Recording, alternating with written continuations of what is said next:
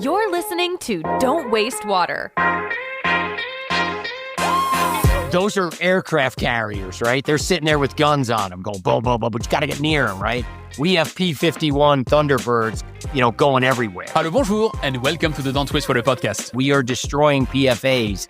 The ones that are close range to the bubble liquid interface, they got powder burns on. They're getting blasted at close range. I'm your host, Antoine Walter, and in today's episode, I'm delighted to welcome Gene Dedick as my guest. When we went back and forth with the United States Patent Office, that was the dagger, if you will, where we got crickets back, and they gave us the patent. After roughly a year of going back and forth from getting us a high school chemistry textbook like, son, you're out of your mind, read this thing, to here's your patent. So it was a journey. Gene is the CTO and chief chemist inventor at H2+. We're adding the electron energy to this water molecule and making it a little energy battery that we can use for chemical transaction. H2+ is the patented, low-energy, scalable, and environmentally friendly solution for PFAS destruction. It actually benefits us to use the gas so we can exactly hold the molecule by the nose and blast off the non-polar end arms. And before we start, let me thank my sponsors, Simple Lab and Bluefoot Membranes. They had done trials with foam fracs, and they got quotes in excess of, 15, 20 cents per gallon. We were about half that. I'll cut the introduction short today because I made a separate episode for that, which shows up right here if you missed it. I recommend you start there, but you don't have to, so let me just remind you before we start that if you like this episode, I'd be thankful if you share it with a friend, a colleague, your boss, or your team, and I'll see you on the other side.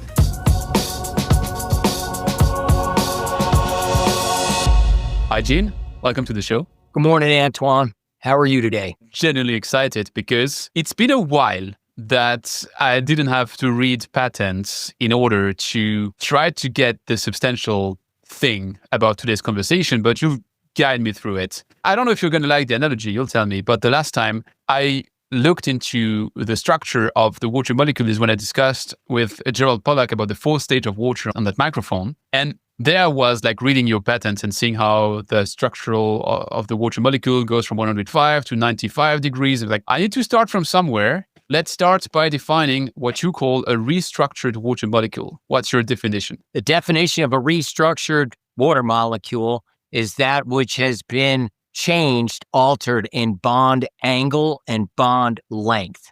And the only way that we have found to achieve that is to first disrupt the hydrogen bonding between the water molecules in water. As you are aware, water boils at 100 Celsius, 212. Here's an example of it. But its properties want it to behave more like hydrogen sulfide, which boils at minus 76.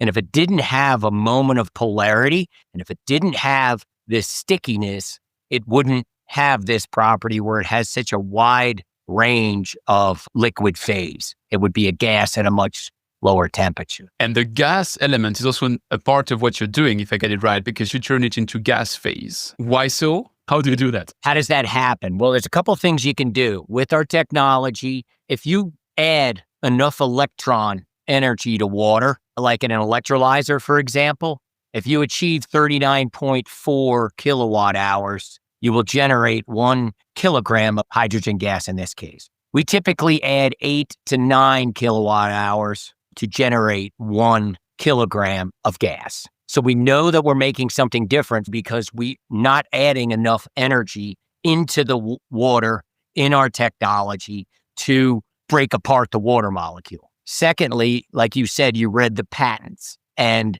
one of them has Fourier transform infrared data in it. And at the 600 inverse centimeter line, as long as we're going right away deep into the woods, our FTIR does not pick up holonuclear diatomics. That is H2, O2, things like that. We have a significant line at the 600 inverse centimeters on that data to where it is a real thing, it's an absorbance, and it is pressure proportional. Generally speaking, it's downward on the graph for absorption and upward as far as transmittance with these infrared waves. So when we have this situation where we put the gas into the FTIR analysis device at 5 pounds, we see a little nub going down. At 10 pounds, we see a huge nub. That indicates that, more molecules per unit space of this thing that is clearly not homonuclear diatomic. It is a separate molecule.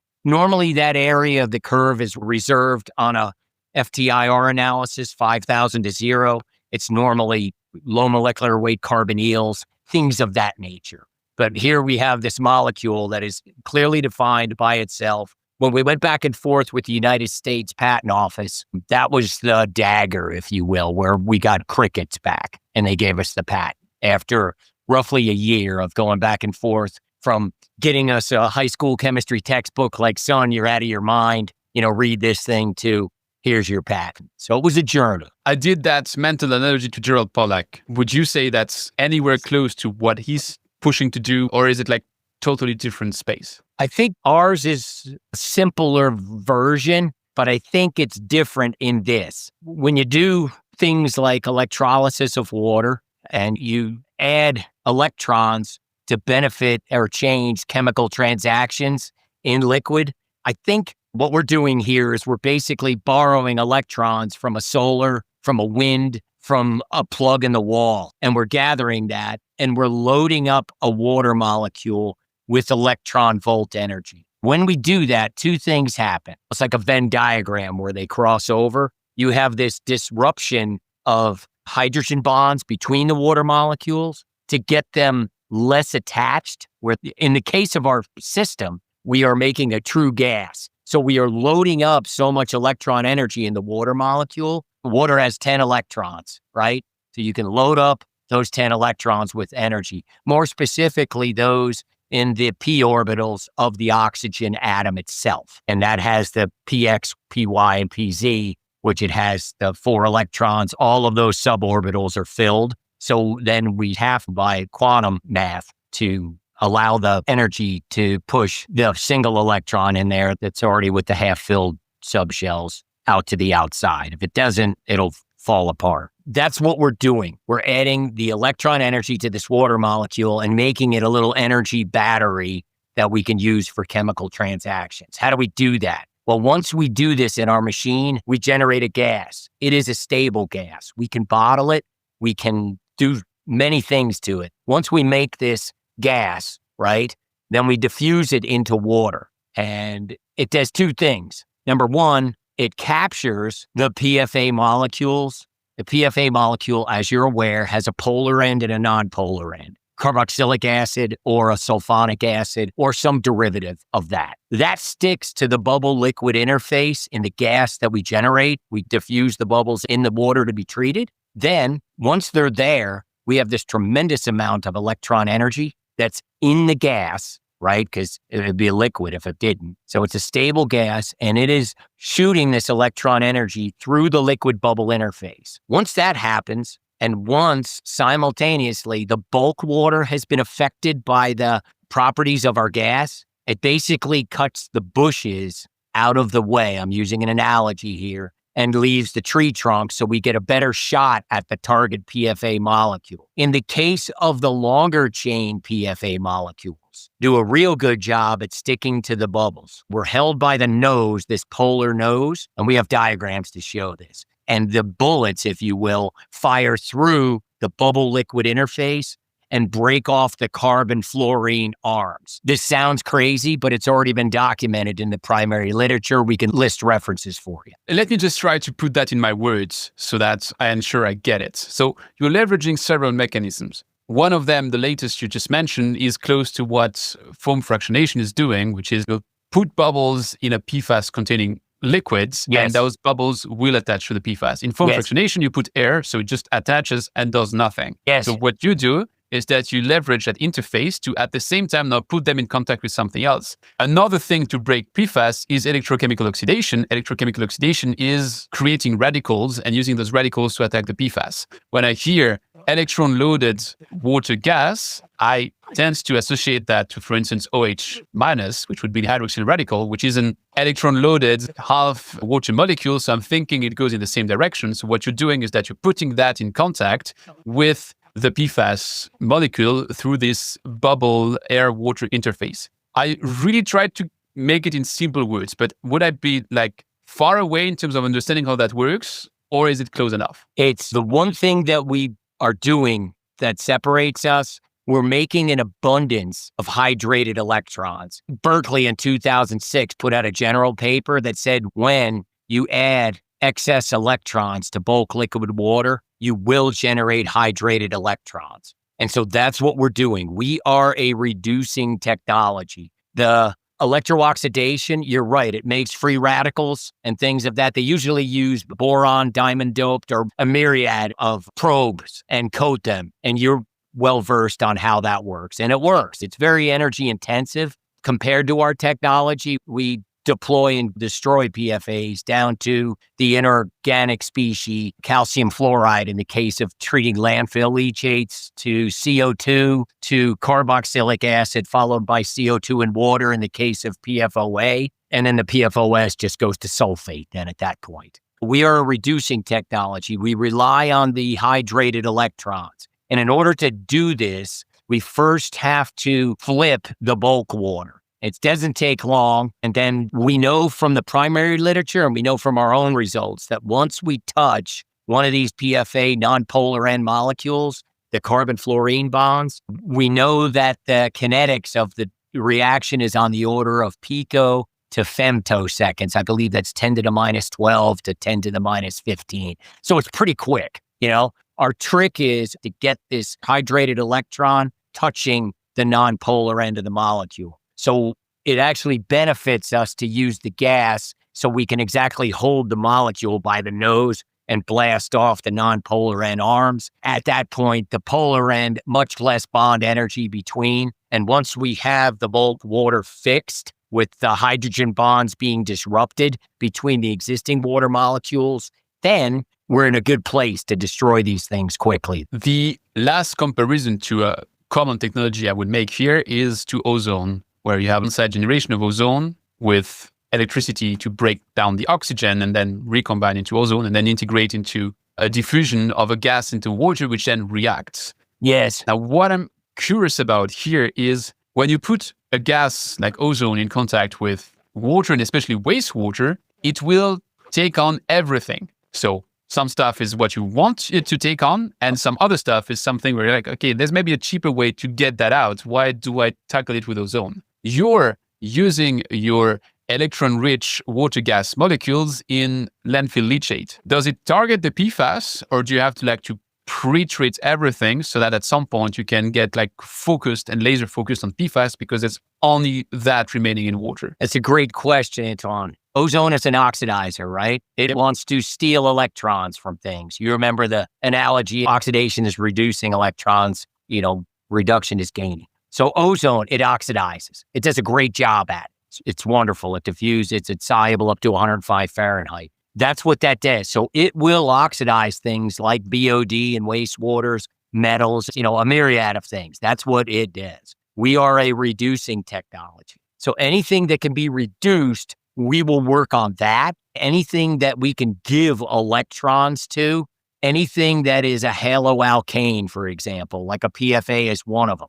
That guy is very receiving of our technology in terms of breaking it down. Another thing that we do is things like haloacetic acid in water and trihalomethanes. In the drinking water, how are they created? Surface water, you have organics coming in, you treat it with an oxidizer, you wind up with a certain portion of that organic making a haloalkane. You can oxidize that to the end of time, it will still be a haloalkane. If you reduce it and add the electron energy, now we have something. We can break it apart and go through that destruction reaction. So things like PFAS, things that are reducible, we attack. High organics, which are can be oxidized. So we don't even mess with that. It avoids that and goes right after the things that can be reduced. So it's kind of a benefit. You know what I mean? Like by default, by chance, by fate, you pick your religion. That's what we see happening, and we have data. We show that it works.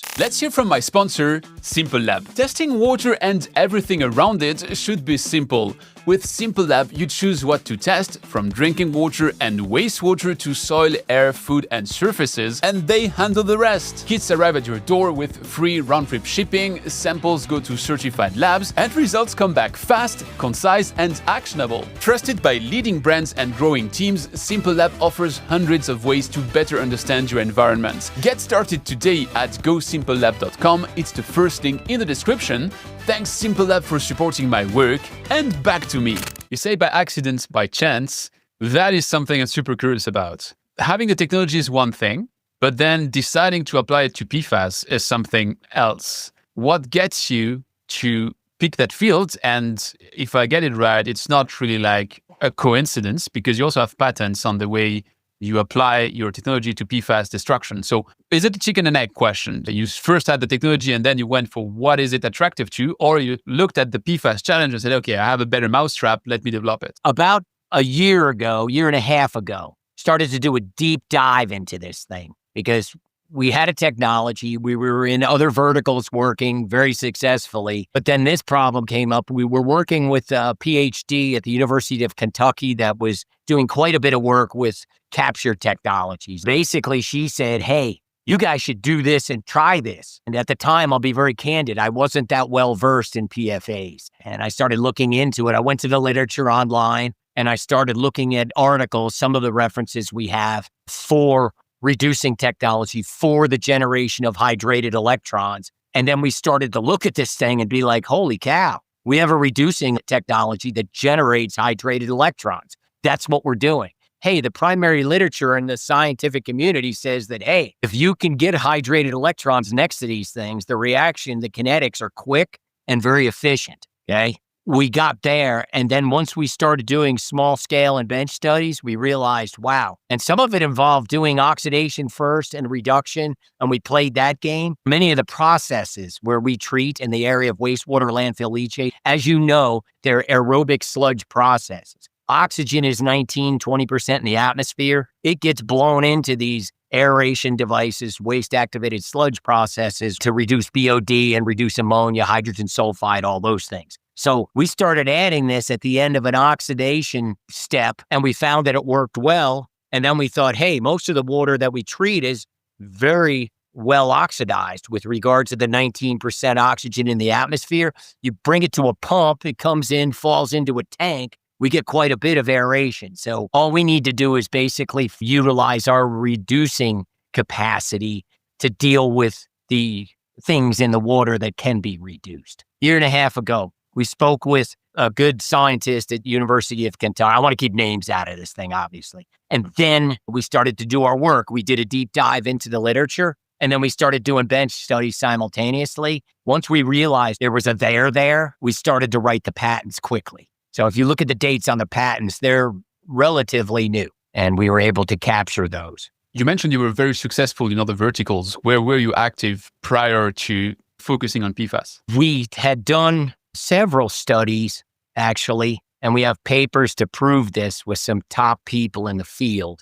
We were working on ATP increases in exoskeletal muscle tissue. Okay. And we found that when we took our gas and diffused it into water, we were doing studies on lettuce. We got into this aquaponic facility with fish. We put the gas in the water. We were starting at 1.25 pounds per flat. We wound up at 4.25 pounds per flat of production. The 1.25 pounds per flat of lettuce production was done within 12 weeks. We were down to 9 weeks. So we gained 3 weeks. And prior to that lettuce, the ag study, we did horses. We had a scientist down at Oklahoma State work with us to take 2 Petri dishes. One of them, they used 18 mega ohm millicu water, the classic lab water. One, they used our water. It had samples of exoskeletal muscle tissue. Basically, they cut the hindquarters out of a horse and split it into 2 pieces, put it in a Petri dish. We added our water versus millicu water. That was the only difference in the experiments. We were achieving 25% plus increase in ATP production without additional reactive oxygen species.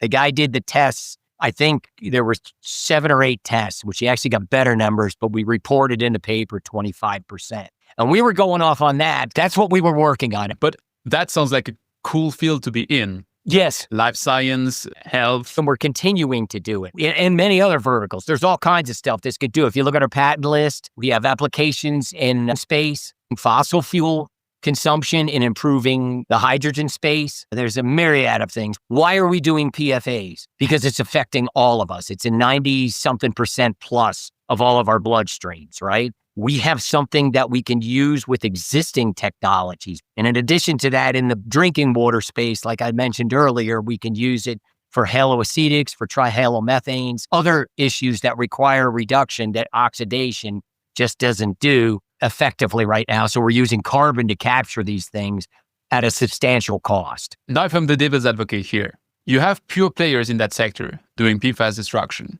and they really focus on specific sub-areas of that PFAS destruction game. Like you have specialists of landfill leachate, you have specialists of semiconductor industrial wastewater. When I hear you, you can really be shooting all over the places. You can be in different verticals. You can be in the PFAS vertical, but helping GAC to be efficient in municipal, but also going into industrial, but also going into landfill leachate. How do you manage to be all around the places while not being just 1 foot deep in every single of those places? You start with one thing. That's a great question, because you can't be all things to all people. It'll collapse in the middle. And we're not intending to do that. We want to get our technology out there because we truly believe that it's something that's unique and can stand on its own in all of those applications, those spaces that you just mentioned. And also we can help existing technologies to do better, right? If we're breaking down the PFAS on the front end, that's less stress on the carbon or less stress on the ion exchange resin, right? The capture technologies downstream, and we can treat the media itself right inside the vessel, right? If you have a vessel of media, we just bring the gas in and then bubble it through the media, kill the PFAS, and partially rejuvenate, for our purposes, the PFA removal capability of that media. We see ourselves going in the realm of treating concentrates. And obviously right now our focus, like I said, is the leachate, because it's a problem and nobody wants to deal with it. So we embraced it. But again, those are 3 different directions. You have the municipal world, in which you would be regenerating ion exchange or treating the GAC or reducing the load on them. Yes. You have the industrial world, and then you have the leachate world. Those are still 3. And honestly, now that's my very personal opinion, which might be fully wrong. I don't even understand why you want to bother with municipal. I mean, municipal is going to be removal and one and done. That's correct. You're reading the same tea leaves that I am. We're going to go towards the waste side, more specifically landfill leachate. That's where our target is right now. And in the area of microprocessor, semiconductor, waters that we know have a considerable quantity of PFOS in them, manufacturing processes. If we can get access to high strength PFAS containing waste, that's what we want. Leachates are good because they're 50,000 to 150,000 gallons a day. So if that's the best use case, let's be very concrete. I think you had a pilot in Michigan where you were on a landfill leachate project. Tell me about that one. How do you start working on it, and what are the results? We did a trial in Michigan in November. We had a pilot, a full-scale, scalable pilot with electrical readings, power consumption,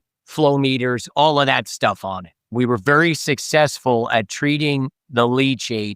This particular location's facility had a system where they installed an quasi-activated sludge process where they took the landfill leachate, put it in tanks, aerated it, and then they had a bug population in there. By doing so, they were reducing the BOD with activated sludge process, getting rid of a lot of ammonia in that process, and then getting rid of the H2S. We ran studies there, I think 4 or 5 total, and we dialed in our technology. They had a dissolved air flotation to remove solids, and then they had carbon downstream. It was very user intensive to do this on a landfill leachate. I think that experience is broad base at this point. What we did was we treated their water right out of the aeration system, and we achieved 90% plus reduction on the majors, PFOS, PFOA, PFNA, and PFHXS. We did a 55,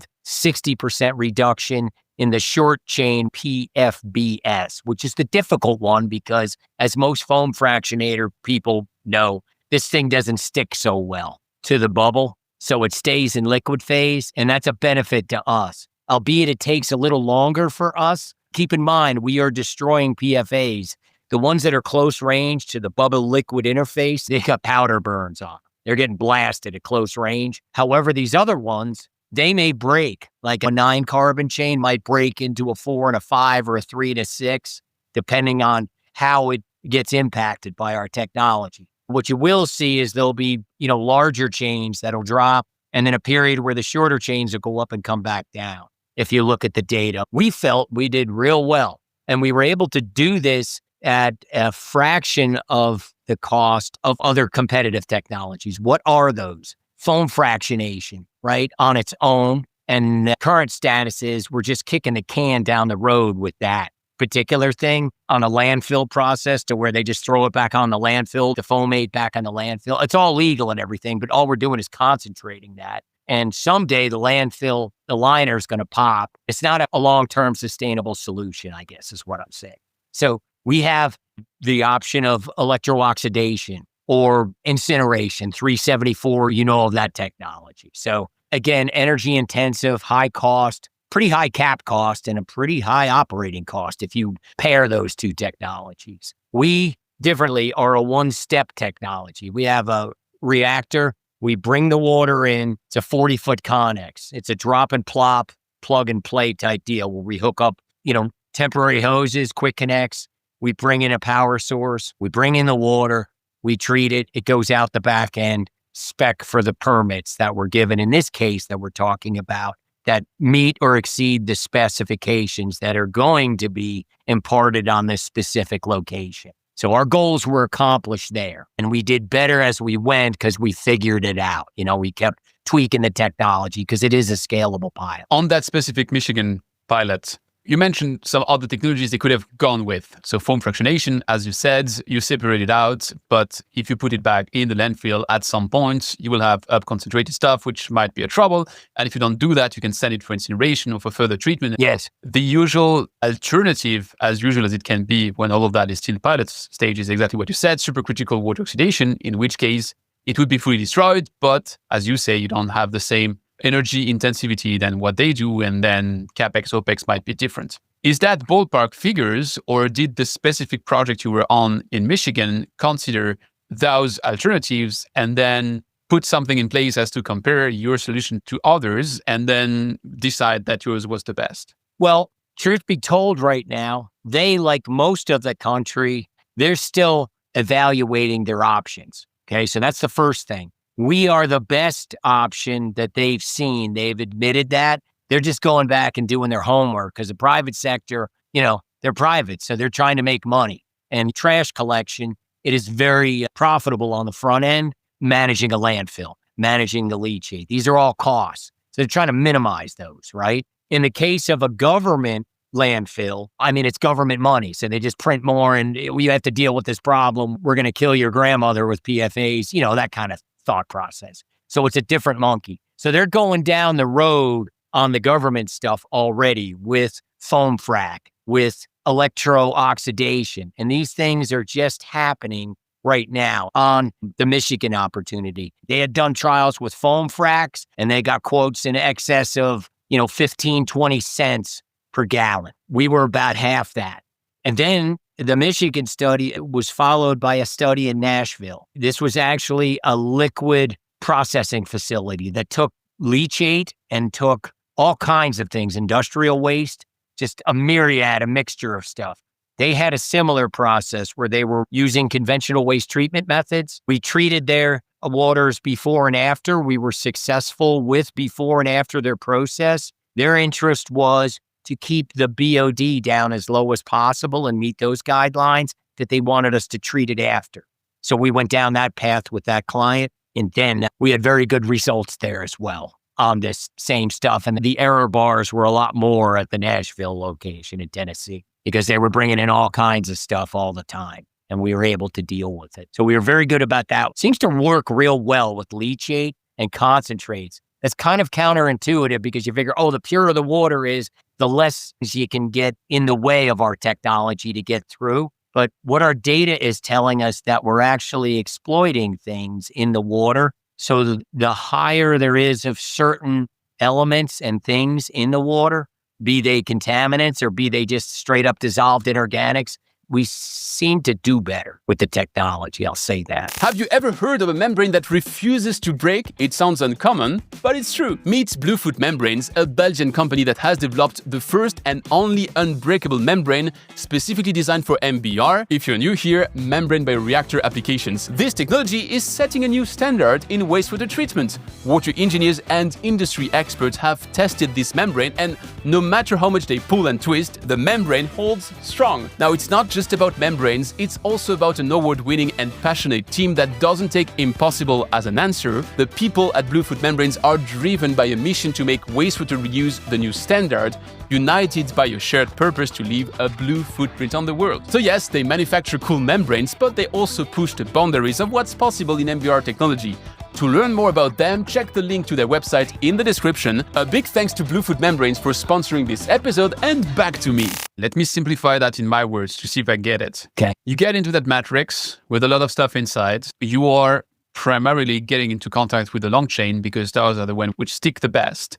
So you destroy the long chain, which creates a burst in short chain. But once you've exhausted the long chain, you start taking on the short chain, and then eventually you bring everything down to the threshold, which was set as to how much you want to reduce. Correct. Keep in mind, it is an overlapping Venn diagram. It's like a war, right? We got bullets flying out, and if they hit a long chain right, and we get enough of them, it's gone. It doesn't separate into a short chain. If we hit a short chain right that comes in close contact with our dissolved gas going in, our bubbles, it's gone. There's all kinds of things going on. Again, I use that overlapping Venn diagram to say it's, yes, this goes to that, but there's also a portion that's instantaneous as far as destruction. Does that mean that it's a direct correlation between the residence time and the contact time you have in your tank and the actual elimination, or at some point it just evens out and then it's a flat line, and then you'd rather not do an oversized reactor because that would be just an overkill? That's why we do the pilot. Okay. We do the scalable pilots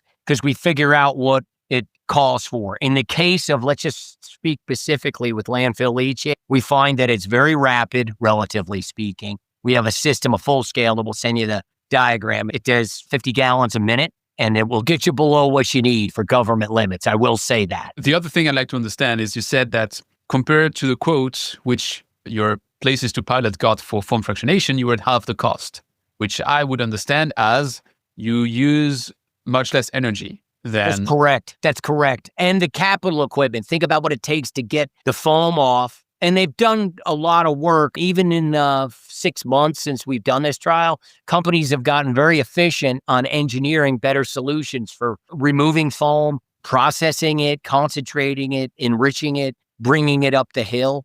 But if you're going to bring it up a hill, you're going to need a truck or pump it. It's hard to pump a foamate. They know that. So they have to back dilute it to get it to a pumpable stage, right? So there's an engineering component to this thing. We too are really focusing on getting our gas as far and into the solution as possible. If you look at electro-oxidation, another destruction technology that's out there, they have probes. They got to move this water past the probes to do the free radicals like you discussed. Those are aircraft carriers, right? They're sitting there with guns on them going boom, boom, boom, but you got to get near them, right? We have P-51 Thunderbirds, going everywhere in the solution, if you can think.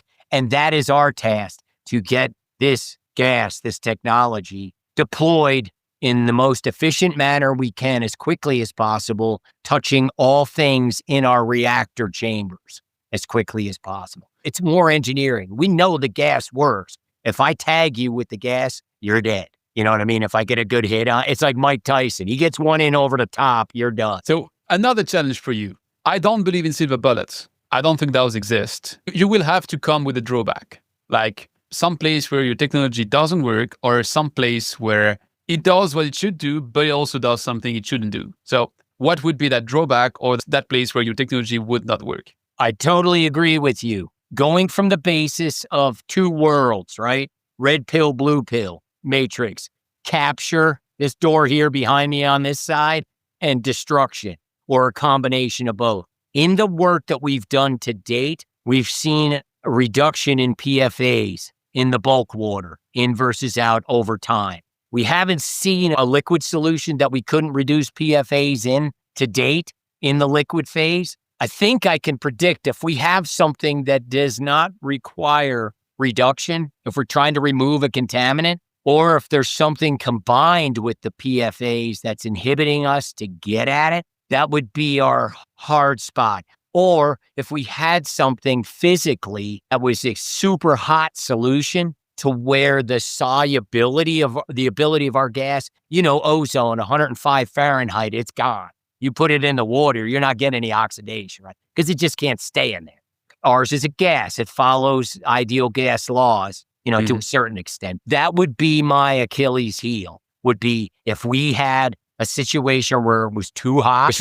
Too hot being defined as what temperatures? Temperature. We don't know that yet. We've done solutions. When we were doing the preliminary work in the summertime in California, we were in the desert. We were operating in an environment that was 117 Fahrenheit. The water temperature that we were working in the reactor was 107, 108. It was getting up there.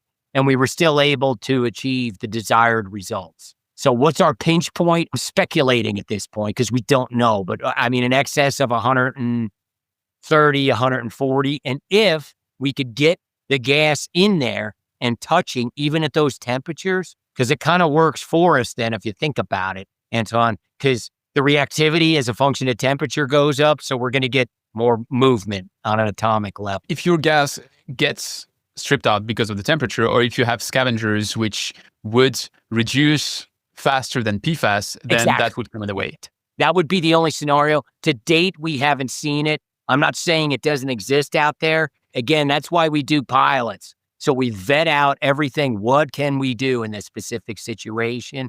I would love to say, hey, man, we'll just buy these things. It's great. It solves your problem. But we want to make sure that what we're saying, we're doing. And that's with data. So NBA, let me switch one letter to MBA. Let's do a business part of that conversation. You mentioned how on the pilots you're dropping in container-sized reactors and then working around. That's for pilots, but then now you want to go to the commercial scale. What is your intended scope of deliveries? Do you envision to be like a PFAS destruction as a service? Do you see that as a full package? Or would you be like supplying one piece of equipment to a water company that would then integrate it into the entire system? Or do you want to license out the technology? I mean, what's your chosen path? We have Connexes. They're designed for 50 gallon a minute. If you do the math, that's 72,000 gallons a day on a 40-minute day. You take the Connex, you double it up.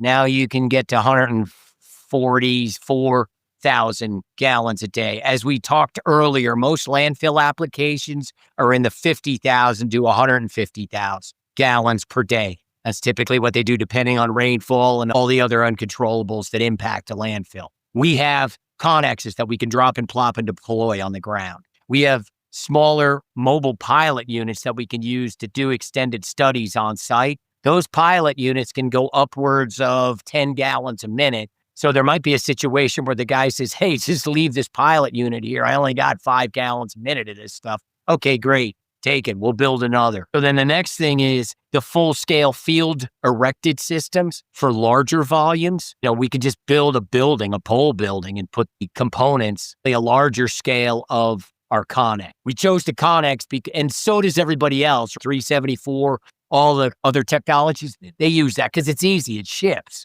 Our infrastructure is designed to move these things. Ship, rail, what have you, truck. But you could also decide not to build it. And you could also decide to have someone else building it and installing it. And you could be like the technology providers. Remember, you mentioned all the scenarios. And short answer, yes. We're looking at all paths. Right now, we have a full-scale system that's ready for deployment. That fits in a good portion of the marketplace. We're working with a very large engineering firm, manufacturer, a global world-class firm. And they have the ability to do this on short notice, to design around a customer's specific needs. Or if we just need cookie cutter stuff, we can do that as well. You're working with a big guy, which you can mention? That's PCL. Okay. PCL Construction. That's who we've partnered with on this endeavor for right now. You can look them up. They're a Canadian company. They're good at the things that they do. So you've got the pilots with the results, which are positives. You have Michigan and Tennessee. Yes. You have the ability to... California, we're working there right now with another type of leachate, which has been very successful. We have done numerous bench studies. We have a lot of data on a lot of different water streams, groundwater, potable, AFF, contaminated water off of airstrips at military bases, things like that. So that's where we're at right now. Industrial liquid handlers that handle RO reject, that handle semiconductor stuff. That's what we have going on right now. And you have that commercial scale unit available. So yes. My question is, what's coming in the way of market adoption? What are the hurdles you have to overcome now? I think that's a multi-headed hydra. Number one, the government's not sure, right? The people who make the laws, they're not sure on which way to go with this thing. They're trying to balance, okay, what is the best available technology that's affordable and sustainable? And then, work that piece out. Part of the solution, at least appears to be, just throw the spaghetti against the wall, do pilot studies, do full scale, have a bid, throw these guys in with some contractual due diligence and responsibilities to hit X number and Y flow at Z time, right? So that's one thing that we have to overcome. That's an obvious hurdle. That means that for that government element of it, it means the EPA has to put you on the list of technologies which are proven to work, so that if regulation comes into place in any art or fashion, or they know what they want to do, well, exactly like for drinking water, it's GAC or ion exchange. For landfill leachate, it would be H2+'s way to do electron-rich water gas molecules. So do you proactively discuss with EPA to get onto their radar, or how do you deal with that? Where we're at this 10 seconds, we chose to make sure, like the sun's coming up tomorrow morning, we're not a flash in the pan. And if there's any hiccups or things that we don't understand, then we can address those ahead of time so we don't get a black eye and get thrown into the bone pile. There's many technologies out there that went through their development on stage. What we're trying to do is get something that works, again, like the sun's going to come up tomorrow morning with that kind of certainty, get it out there at an extremely competitive price and have a very seamless path to market. Those are the things that we're trying to focus on. We're trying to get the larger companies interested, the Veolias, the Stantec's, the Tetra Techs, and they have been notified of our technology. The landfill operators, all of those folks, they know about us. So that's where we are at this 10 seconds. How about the consultants? Because they're usually the innovation gatekeepers for good and bad reasons, but they are the innovation gatekeepers in the sector. Yes. How do you win them over? Ball don't lie. I know I keep saying that, but here's the data. Come see our system in the wastewater, landfill leachate, potable water, whatever space. We'd love to have those folks come and witness what we're doing. So that's how we're going to have our coming out party. Again, we wanted to do so as quickly as possible because it's a competitive thing, but we wanted to make sure that it worked like the sun came up. And there's things that fight each other at times, right? So last element in that, to have like the complete picture, one thing is needed in those kind of endeavors, and it's money. If I'm right, you closed the seed round end of last year. How are you with regards to fundraising? Are you actively raising right now? Do you need to raise at all, or what's the status? Well, you're in a business yourself, okay? Money's not an issue until it is, okay? So that's the first statement I can make with clarity. The second thing is we're always interested in the right partner. We are always looking for the correct partner. The only way that happens is if the investor, the entity that's funding, is interested in what we're doing and is willing to work with us for a fair and reasonable deal that's a win-win on both ends. And yes, we're always looking for the right partner, private and public sector. I think the better answer to that question will come in 60, 90 days from this point in time. I could give you a more comprehensive example. Okay, so you were in a kind of due diligence phase with some... Exactly. Yes, absolutely. And everybody's testing the water again, because there's a lot of technologies that, out there that were supposed to be all that and they're all this, that kind of thing. It's just, they work, but it's not the and then go to the bone pile in 6 months with everybody else. And then we wind up back at GAC or IX or something, right? And that's great. That's how we learn as a society. And so if we look at the vision, where do you see H2+? Number one, handling the PFAS problem or being a major solution to the PFAS issue that is truly global. Number two, providing a mechanism to where everyone on this planet can get better health through higher ATP production in cells, in the food that we eat, in the vegetables, the produce, the meats, the protein sources. Number three, utilizing our technology to advance our energy applications globally, the types of fuels we use now, the types of fuels that we're looking at in the future. Desal, we've done a little bit of work on that. We have a patent on that, as you've seen. We reduce the energy on the processing of water through membranes. We've done that study and successfully reduced by 25% the energy capacity to make water through RO membranes. We've demonstrated that. We're like tuna fish going into a school of anchovies. And the trick is to stay in business and be successful is, go to the place where the anchovies are the most available, the low-hanging fruit. That's where we're at right now. That's our vision. Right now, 10 years, 5 years, 10 years from now, we want to help people live better lives with our technology, with our molecule, because we've seen several verticals to where we can have a positive impact on, these different things we talked about. And if I reverse engineer that to the next 12 months, what needs to happen within the next 12 months for you to stay on track for that vision? Number one in this space, let's talk about it vertical, per vertical. Number one, we have to get our systems on site, functioning, solving problems with PFAS. We're a small company. Let's get something solid to where we can provide a viable option that the next person that invests in our technology is actually going to get a return and get a positive result. So we're stable and we can survive storms. I mean, I don't have to tell you what's going on in the stock market. So we have to be able to withstand the storms that come at us. How small? You mentioned you're small, but how small? Right now, we're a $30 million company. That's what our value is today. That's not that small. Talk to me about Veolia and sure. or Apollo or, Antec, Tetra Tech. They're huge. Thanks for everything you shared in that deep dive. If that's fine with you, I'd like to round off our conversation with the rapid fire questions.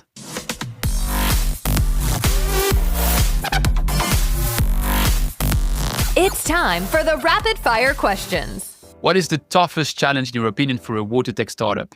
If we're talking about a new technology, it's credible. They don't believe you. There's nobody in the space that's doing this, so they don't believe you. Number two, it's, money. There's plenty of money out there, but you have to get believing disciples. What would be your best single piece of advice for the founders and managers of the about 1,000 early-stage water startups? Focus on the low-hanging fruit where the technology works in an established need that doesn't have a complete solution in the marketplace. That would be my advice. What's the drop of knowledge you wish more investors knew about the water sector? Everybody talks about water. They say 4 days without it, you die. 4 days without fuel, you ride a bike. But it's just so readily available.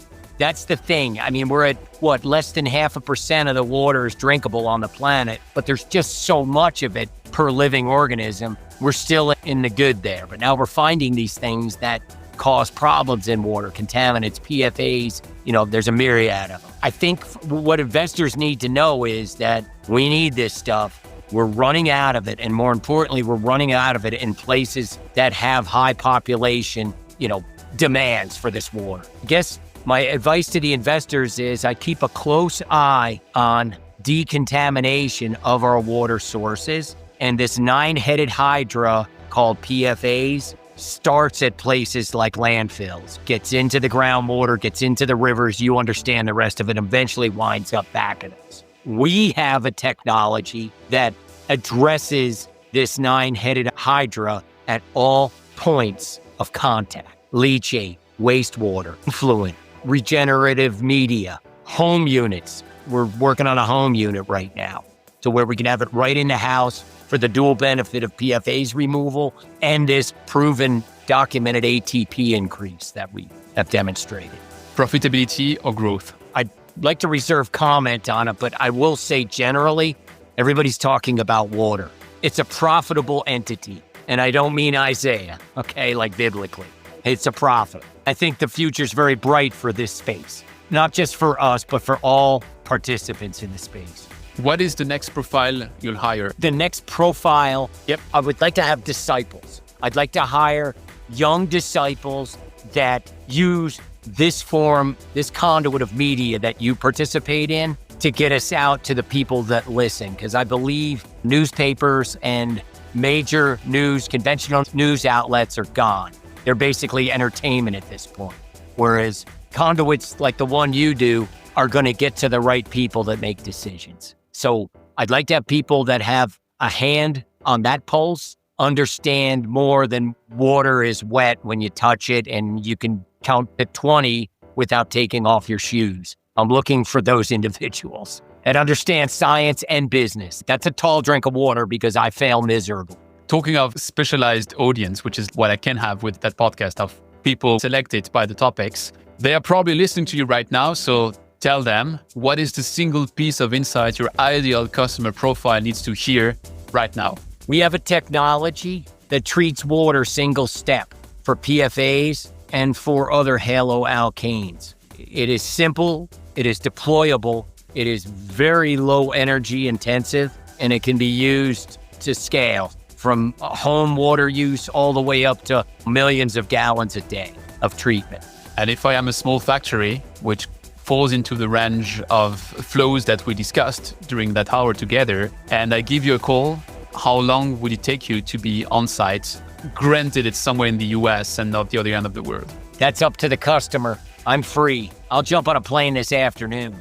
Serious. I have obligations like everybody else, but if somebody calls me up where we can work together to solve a major problem for many people, I'm on it, and that becomes instant priority. I mean, at the end of the day, we all have loved ones, families, husbands, wives, whatever, and we're killing ourselves with this stuff. We already know it, you know? Why not help to solve a problem? What can and should I do for you? Get the word out. Get the word out about H2+. I would appreciate anything you can do. If anybody has any questions, you can contact myself directly. You know how to get to our website. We have a website with questions people can input. We can schedule a media platform like this. We can schedule a phone conversation. We want to help solve this problem. So we want to get the word out and make disciples that, yes, this is an option. It's been proven. You can see the data. We'll share that with you. And it's another tool in the tool belt of the nations and global scientific community. That's what we want to do. So as always, all the links you mentioned during the conversation will be in the show notes. So if you're listening to this, watching this, have a look down there because that way you can have the sources.